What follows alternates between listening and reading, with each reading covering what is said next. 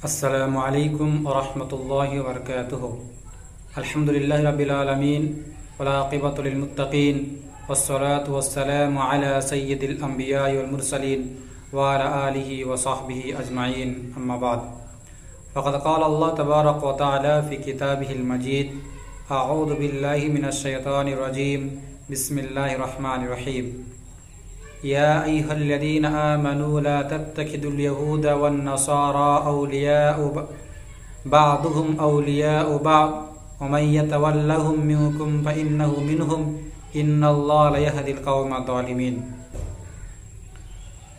अन इब्न उमर रज़ियल्लाहु तआला अन्हुमा क़ाल क़ाल रसूलुल्लाह सल्लल्लाहु अलैहि वसल्लम मान तशब्बह बिक़ौमिन फ़हुवा मिनहुम। सम्मानित दर्शक मंडली, आमी सूरा माइदार 51 নম্বর আয়াত এবং সুনানে আবি দাউদের 4031 নম্বর হাদিস পাঠ করেছি। এই আয়াত ও হাদিসকে সামনে রেখে সামান্য দুটি কথা বলবো ইনশাআল্লাহ ওয়া মা তৌফিক ইল্লা বিল্লাহ। আজকে যদি আমরা সারা বিশ্বে দেখি, খাস করে ফিলিস্তিনের বিষয়টা লক্ষ্য করি যে ফিলিস্তিনের উপরে ইসরায়েল অর্থাৎ ইহুদিবাদীরা কিরকম ভাবে নির্মম অত্যাচার করছে। এই অত্যাচারের বিরুদ্ধে আমরা অনেকেই অনেক রকম প্রতিবাদ করেছি, মিটিং মিছিল আরও অন্যরকম ভাবে। কিন্তু আমি যে আয়াতটি পাঠ করেছি, আল্লাহ সুবহানাহু ওয়া তাআলা বলছে, হে মুমিনগণ, তোমরা ইহুদি ও নাসারা খ্রিস্টানদেরকে বন্ধুরূপে গ্রহণ করো না, কারণ তারা একে অপরে নিজেরা নিজেদের মধ্যে বন্ধু। আর তোমাদের মধ্যে যারা তাদেরকে বন্ধুরূপে গ্রহণ করবে তারা তাদেরই একজন। আর জেনে রাখো, আল্লাহ জালিম সম্প্রদায়কে, জালিম অত্যাচার কমকে সৎ পথ প্রদর্শন করেন না।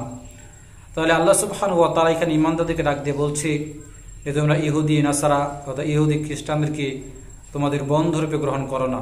যদি কেউ বন্ধুরূপে তাদেরকে গ্রহণ করে তাহলে তাদের মধ্যে একজন বলে গণ্য হবে।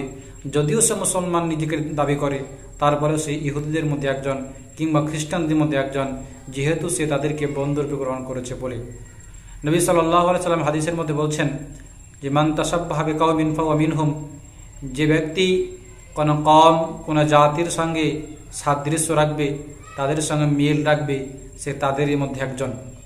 এই আয়াত ও হাদিসকে লক্ষ্য রেখে আজ যদি আমরা নিজেদেরকে একটু বিচার করে দেখি যে আমরা যে ইহুদিদের বিরুদ্ধে আজকে প্রোটেস্ট করছি, ইহুদিদের বিরুদ্ধে যে আমরা আন্দোলন করছি, এই আন্দোলনের কতটা আমরা সত্যবাদী। যখন আমরা আন্দোলন করছি ইহুদিদের প্রোডাক্টগুলো বয়কট করার জন্যে, যখন আমরা আন্দোলন করছি ইহুদিদেরকে প্রতিহত করার জন্যে, যখন আমরা আন্দোলন করছি যে ইহুদি কাজগুলো ভুল করছে, অর্থাৎ ইহুদিরা যে ফিলিস্তিনের উপর আক্রমণ করেছে সেগুলো ভুল করছে, ইহুদিদেরকে শিক্ষা দেওয়া বা ইহুদিদের উপর বিচার করা উচিত, এরকমভাবে আরও অনেক কথা আমরা বলি বা অনেক রকম প্রতিবাদ আমরা করেছি। কিন্তু আজকের কথা হলো এই, আমি যেটা বলতে চাচ্ছিলাম, আমার যেটা প্রশ্ন হলো এই যে যখন আমরা মুখে তাদের বিরুদ্ধে প্রোটেস্টগুলো করছি, প্রতিবাদগুলো করছি, তখন নিজেকে একবার দেখা উচিত ছিল যে আমি কতটা ইহুদি বিদ্বেষী। আমি নিজেই কি ইহুদি বিদ্বেষী? আসলে কি আমার দুশমন ইহুদি, না আমার বন্ধু ইহুদি? আমার বন্ধু ইহুদি। আসলে আমরা সকলেই নিজেদের বন্ধু ইহুদিকেই বানিয়ে রেখেছি। এখন আমরা মুখে বলছি যে না ইহুদি এই হলো আমাদের দুশমন। কীরকম করে বানিয়েছি? যদি আমরা নিজেকে, নিজেদের ছেলে মেয়ে, নিজেদের বাড়ি, নিজেদের পরিবার, নিজেদের গ্রামগুলোকে একবার ঘুরে দেখি, তাহলে আমাদের যে চাল চলন, আমাদের যে কথাবার্তা, আমাদের যে লেখাপড়া, আমাদের যে ব্যবসা বাণিজ্য, অর্থাৎ দৈনন্দিন জীবনে যে কাজগুলো আমাদেরকে ইসলাম শিক্ষা দেয়, অপরপক্ষে সেই কাজগুলো যেগুলো ইহুদি শিক্ষা দেয়, আমরা মুসলমান হয়েও ইসলামী শিক্ষাগুলোকে পিছিয়ে ফেলে দিয়ে ইহুদিদের সেই শিক্ষাগুলোকে আমরা অগ্রাধিকার দিই।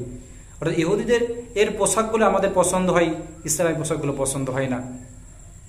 আজকে মুসলিম মেয়েরা যে পোশাকগুলো পরিধান করে, সেই পোশাকগুলো কোথা থেকে তারা শিখেছে? এই পোশাকগুলো পরিধান করার অনুপ্রেরণা কোথায় পেল তারা? কোথায় শিখলো? সেই কোনো অ্যাক্টর, কোনো সেলিব্রিটি যারা ইসলাম বিদ্বেষী, যারা ইসলামকে শেষ করে দেওয়ার যারা স্বপ্ন দেখে, তাদের মধ্যে সেও একজন। তাদেরকে দেখে আমাদের বাড়ির ছেলে মেয়েগুলো তাদের পোশাক পরিধান করার জন্য ও উৎসাহ তাদের মধ্যে জাগে, সেই পোশাকগুলো আমরাই কিনে দিই। আর আমরাই বলি যে ইহুদিদেরকে হত্যা শেষ করতে হবে, অথচ ইহুদিদের যে শিষ্টাচার, ইহুদিদের যে কালচার, ইহুদিদের যে এই চাল চলন সেগুলো আমরাই বেশিরভাগ তাদের ফলো করি।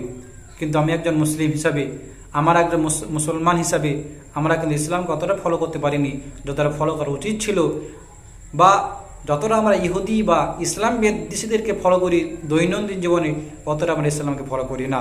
তাহলে যখন আমরা বলছি যে ইহুদিদেরকে শেষ করতে হবে, তখন কিন্তু অপরপক্ষে আমি নিজেই একজন ইহুদির মিত্র, আমি নিজেই একজন ইহুদির বন্ধু। তার কারণ তাদের সমস্ত জিনিস, শিক্ষা থেকে শুরু করে, ব্যবসা থেকে শুরু করে, তাদের পোশাক আশাক, চাল চলন, প্রত্যেকটা জিনিসেই আমরা আজকে ইসলাম বিদ্বেষীদেরকে অনুসরণ করে চলি। তাই আমি যেটা বলতে চাচ্ছিলাম, যদি আমরা নিজেদের ইসলামকে, নিজের ইমানকে পরিষ্কার করতে চাই, আজকের ফিলিস্তিনকে ইহুদি মুক্ত করতে চাই, তাহলে শুধু আমাদেরকে মুখে বা রাস্তায় প্রোটেস্ট করলে হবে না, মুখে প্রতিবাদ করলে হবে না, সেই প্রতিবাদগুলো নিজেদের মধ্যেও আনতে হবে। রাস্তায় প্রতিবাদ করে কী লাভ যদি আমি নিজেই ইহুদিদের একটা বন্ধু হয়ে থাকি? নেট দুনিয়ায় প্রতিবাদ করে কী লাভ? তাদের প্রোডাক্টগুলো বয়কট করে কী লাভ যদি নিজেই আমি ইহুদির একটা বন্ধু হয়ে বসে থাকি?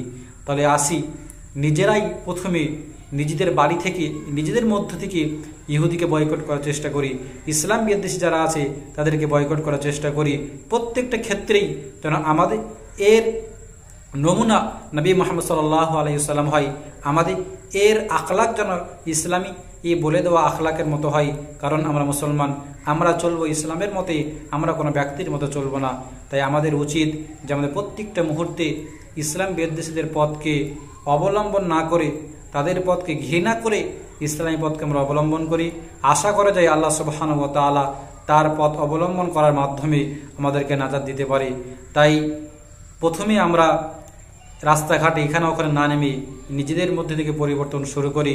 নিজেরা নিজেদের বাড়িগুলোকে ইহুদি যে পোশাকগুলো আছে, ইসলাম বিদ্বেষীদের যে পোশাকগুলো আমাদের বাড়ির ছেলে মেয়েগুলো পরি, এরকম পোশাক যেন আমি আর দ্বিতীয়বার না ক্রয় করি, এবং যারাও কিনবে তাদের যেন আমরা বাধা দিই। ইহুদি প্রোডাক্টগুলো যারা ব্যবহার করে তাদেরকে যেন আমরা বাধা দিই, নিজেও কিনবো না, অন্যকে বাধা দিব। এবং আরও যে সমস্ত কার্যকলাপগুলো আছে ইহুদিদের বা ইসলাম বিদ্বেষীদেরকে, সেগুলো থেকে প্রথমে নিজে বিরত থাকি এবং অপরকে বিরত রাখি। আর ইসলাম যেগুলো বলে সেগুলি নিজেও আমরা আমল করি এবং অন্যকে আমল করার উৎসাহ ও দান করি। আশা করা যায় আল্লাহ সুবহানাহু ওয়া তাআলা তার পথ অনুসরণ করার মাধ্যমেই আমাদেরকে আবার সেই সোনালি দিন ফিরিয়ে দিতে পারে। তাই আল্লাহর কাছে আশাবাদী, রব্বুল আলামিন তুমি আমাদের সকলকেই সঠিক বুঝার এবং সঠিক জিনিস উপরে আমল করা তৌফিক দান করো, আমিন। রব্বুল আলামিন আজকের ফিলিস্তিনকে তুমি ইহুদিদের হাতে মুক্তি দিয়ে আবারও মুসলমানদের হাতে দাও, আমিন। ওয়া আখির দাওয়ানা আলহামদুলিল্লাহি রাব্বিল আলামিন।